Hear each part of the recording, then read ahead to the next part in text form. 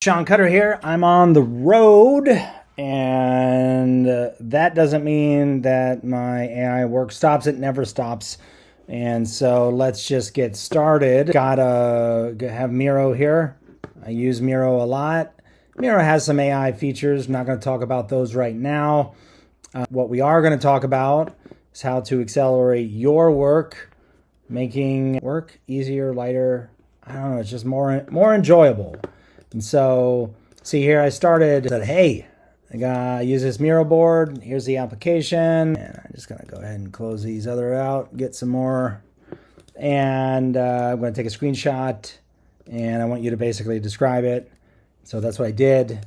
And I'm gonna hit enter. Boom. So basically, I need better background into each frame. I don't wanna have to do that work. I wanna take a picture. I want my assistant to do it for me.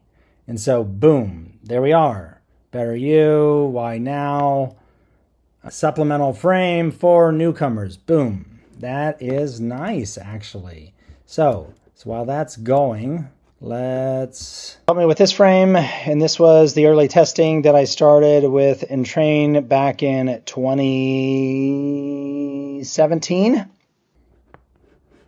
And so I got really into brain to machine interfaces and how to monitor my mind and how to utilize it. And so that got me onto a Burning Man art project called Mind Murmur, which I led the development of the coding for integrating the sensors from the person wirelessly, both brainwaves, pulse, body temperature, and that was directed back, which then generated fractals on the side of the pyramid, changed the lights on top of the chandelier, all from their brain, and we were using Muse for that.